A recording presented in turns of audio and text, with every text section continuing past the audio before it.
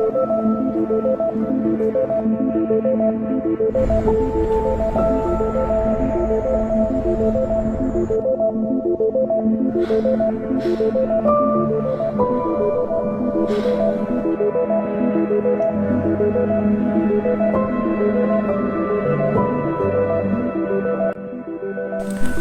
para pecinta film, selamat datang di One Day Film.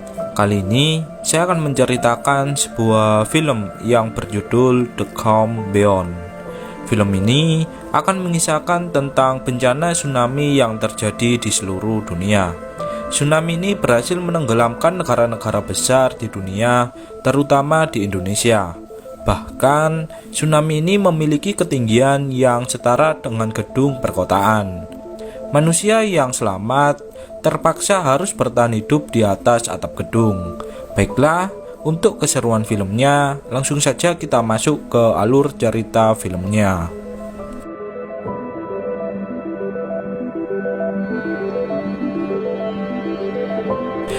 Di awal film, kita diperlihatkan seorang wanita yang baru terbangun dari tidurnya. Wanita ini bernama Asha. Asha telah bertahan hidup di atas gedung selama berbulan-bulan. Asha bertempat tinggal di sebuah gedung di negara Hong Kong. Hal ini dikarenakan bencana tsunami yang terjadi di seluruh dunia. Asha selalu berharap agar tim penyelamat akan mendatanginya. Namun, itu adalah hal yang mustahil akan terjadi.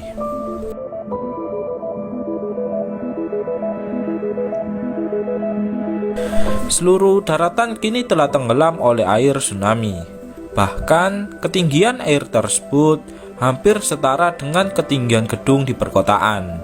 Kembali ke Asha, di kondisi seperti ini, Asha hanya bisa mencari makanan dengan mengambil barang-barang yang mengapung di atas air.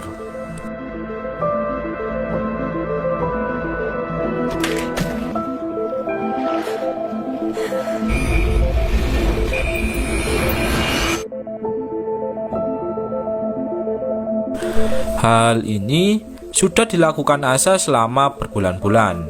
Namun, kali ini Asha hanya mendapat sebotol minuman penenang. Terkadang, Asha juga merasa frustasi dengan kehidupannya.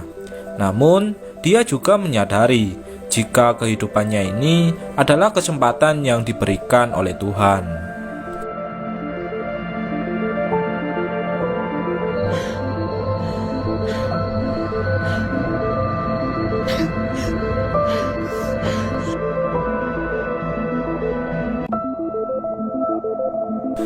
Suatu ketika, saat Asha sedang melihat-lihat ke gedung sebelah, Asha tiba-tiba diawasi oleh salah satu perompak yang sedang menjara makanan ke gedung demi gedung. Dengan bergegas, Asha pun langsung mencari tempat untuk bersembunyi.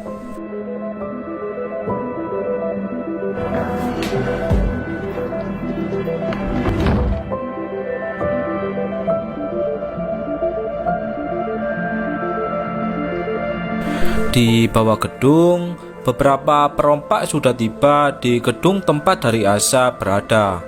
Perompak tersebut terdiri dari beberapa orang yang kemudian berencana mencari Asha di ruangan demi ruangan. Karena tak menemukan jejak seseorang, bos perompak tersebut pun langsung mengajak anak buahnya untuk pergi dari sana.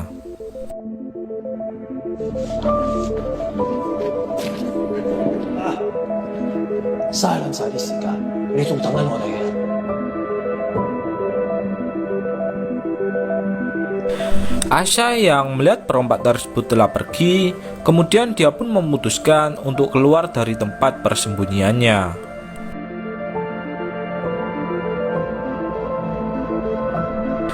Saat pagi harinya, Asha masih melakukan kegiatan yang sama, yaitu mencari barang-barang yang mengapung di atas air. Saat Asha mengambil salah satu box, dia pun menemukan sebotol madu yang sangat berharga baginya. Asha pun merasa sangat senang dengan penemuannya tersebut.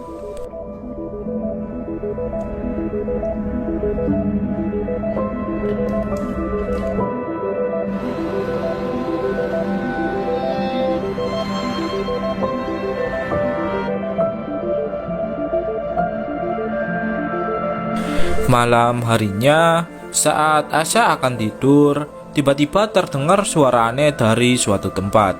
Saat Asya mengeceknya, ternyata itu adalah seorang perempuan yang masih muda. Asya kemudian mengikuti arah dari perempuan itu pergi. Ternyata perempuan tersebut bertempat tinggal di sebelah kamar dari Asya. Asya pun baru menyadari jika ada orang lain yang bertempat tinggal sama dengan dirinya.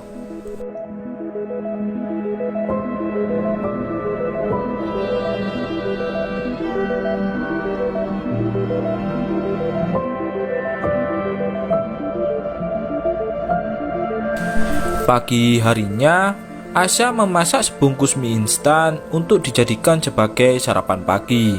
Setelah mie tersebut telah matang, Asya memberikan segelas mie instan kepada perempuan sebelumnya. Seketika, Asya pun teringat masa lalunya saat adiknya yang bernama Emi sedang berulang tahun. Asya merasa cemburu kepada adiknya sebab adiknya yang selalu diperhatikan oleh ibu mereka. Berbeda halnya dengan Asya yang selalu dibiarkan mandiri. Kembali ke masa sekarang, kini Asya bersama perempuan sebelumnya pun menjadi akrab satu sama lain.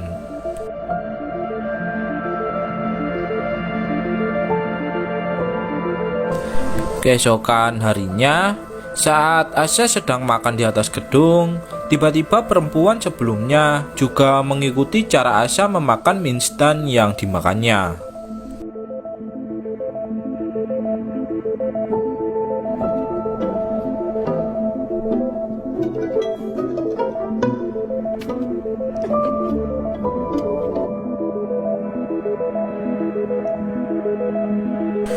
Kemudian, saat malam telah tiba, Asya pun memutuskan untuk beristirahat berdampingan dengan perempuan sebelumnya.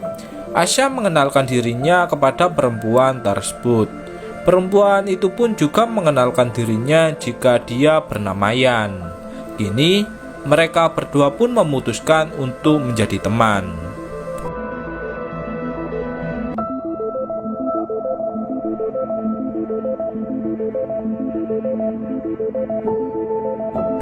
Saat pagi harinya, Asya menyadari satu hal jika kalung yang selalu dia pakai kini tak ada di lehernya. Asya kemudian berencana menuduh Yan sebagai pencurinya. Namun, dari suatu tempat, beberapa perompak itu pun sedang berkeliling di sekitar gedung tersebut.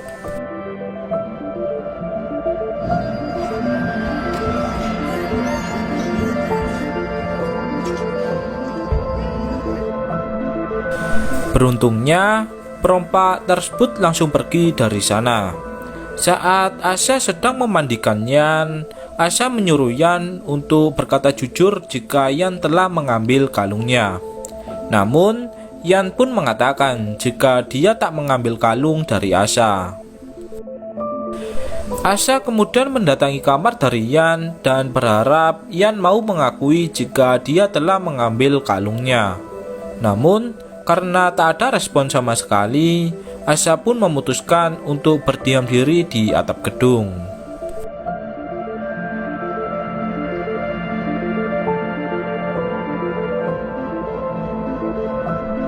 Kemudian, saat Asya tengah tidur, Asya dibangunkan oleh Yan karena Asya yang sedang bermimpi buruk. Setelah terbangun, Asya pun mengajak Yan untuk menuju ke sebuah ruangan. Namun, ketika Asya berada di salah satu ruangan, dirinya pun teringat masa-masa sebelumnya. Di masa sebelumnya, Asya yang sedang menonton berita televisi mengenai banjir tsunami yang menghancurkan negara besar terutama di Indonesia, tiba-tiba dipanggil oleh ibunya untuk melakukan makan bersama. Saat tengah makan, pertikaian mulut antara Asya dan ibunya pun terus berlangsung. Hal ini pun membuat Asya memutuskan untuk pergi dari tempat tersebut.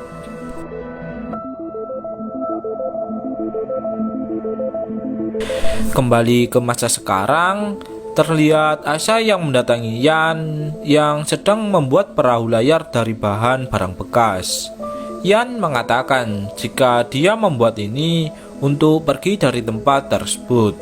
Yan juga menunjukkan sebuah pistol flare yang ditemukannya di masa sebelumnya. Seketika, Asha pun menjadi marah, sebab pistol tersebut bukanlah pistol mainan.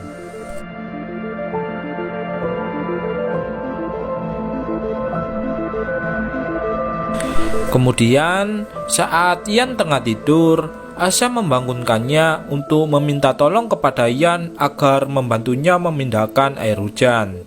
Asha tak menyangka jika seluruh penampung air hujan berhasil terisi penuh dengan air hujan.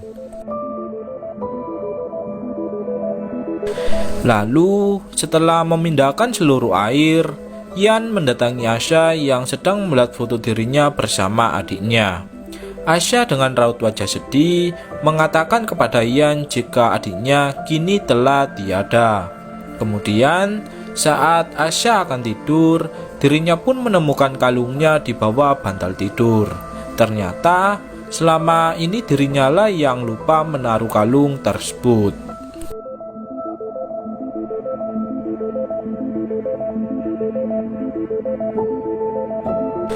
Kini, beberapa hari pun sudah berlalu. Asha dan Yan kini telah hidup bersama selama beberapa hari. Bahkan, mereka pun sudah seperti adik kakak yang saling menyayangi.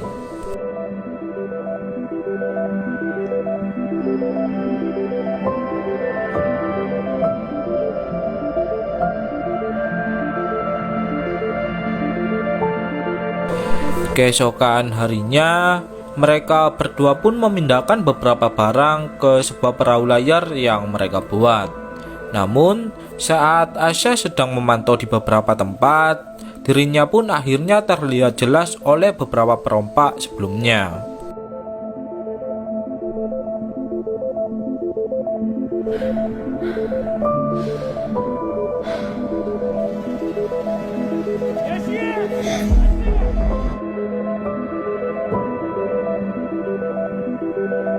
Asha kemudian menyuruh Yan untuk bersembunyi di sebuah tempat, sedangkan dirinya akan bersembunyi di tempat lain. Sebelum pergi, Asha meyakinkan Yan jika semua akan baik-baik saja.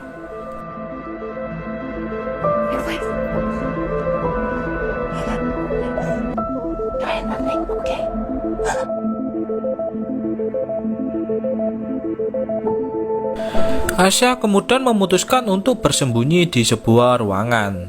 Kini, beberapa perompak pun telah tiba di gedung dari Asha berada. Seluruh perompak tersebut kemudian mengacak-acak barang milik dari Asha. Beberapa perompak tersebut pun juga belum menemukan keberadaan dari Asha dan Yan.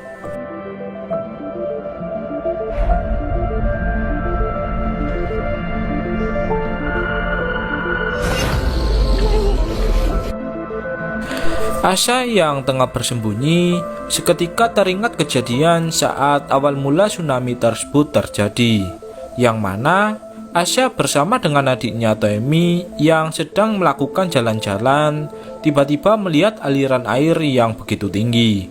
Asha kemudian mengajak adiknya untuk menaiki sebuah gedung.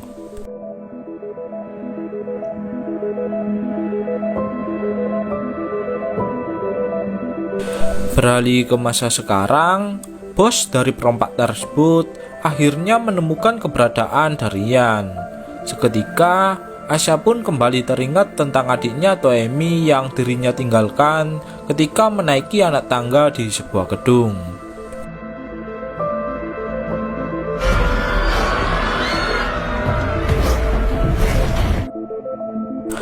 Asha yang sudah tiba di atas gedung melihat sebuah kalung yang merupakan milik adiknya. Asha juga merasa menyesal karena telah meninggalkan adiknya yang masih berada di tangga gedung. Dan begitulah bagaimana adik dari Asha bisa meninggal dunia.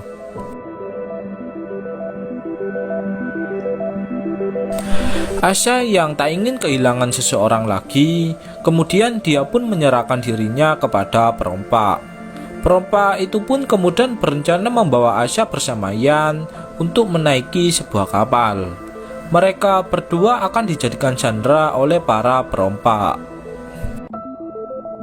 Namun, Asya kemudian berusaha melawan salah satu perompak yang tengah membawanya.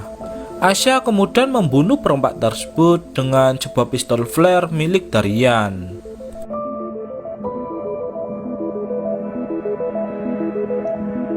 Perompak tersebut pun kemudian mencoba mencari Asya yang tengah melarikan diri. Namun, Asya dengan kemampuan bertahan hidupnya langsung membunuh perompak tersebut satu persatu.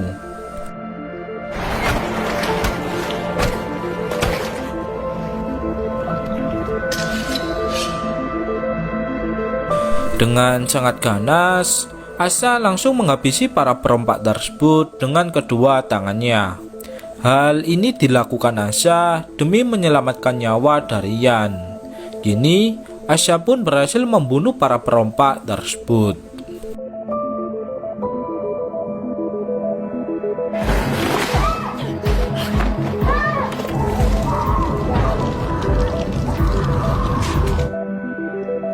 Ketika Asya bertemu dengan bos perompak tersebut, dia pun langsung mengajar bos perompak tersebut hingga dia tewas.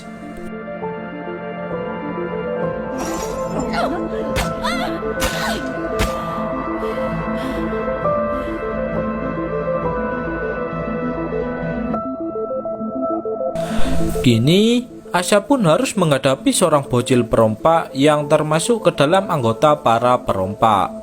Asya hanya cukup menguncinya di pintu atap gedung tanpa harus membunuhnya. Kini, Asya pun harus menghadapi satu perompak lagi yang berada di atas kapal dari Yan berada. Yan kemudian langsung mendorong perompak tersebut ke dalam air. Seketika, perompak tersebut pun langsung dimakan oleh salah satu hewan laut.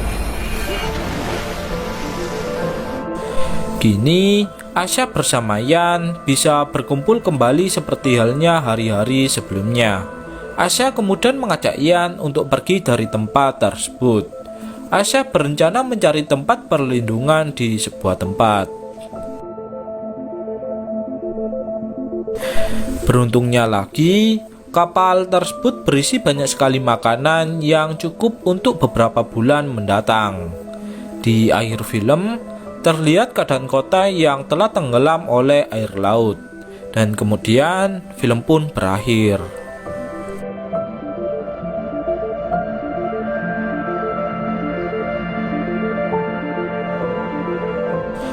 Kesimpulannya, seluruh negara di dunia mengalami bencana alam berupa tsunami yang menenggelamkan seluruh daratan di dunia. Beberapa orang yang selamat terpaksa harus bertahan hidup di atas atap gedung. Hal ini dikarenakan genangan air yang tingginya hampir setara dengan ketinggian gedung. Tim penyelamat tak akan pernah datang sebab bencana ini telah menenggelamkan seluruh daratan yang kemungkinan besar seluruh orang di dunia telah tewas. Oleh sebab itulah, mengapa Asya tak pernah didatangi oleh tim penyelamat. Mungkin itulah kesimpulan dari film kali ini.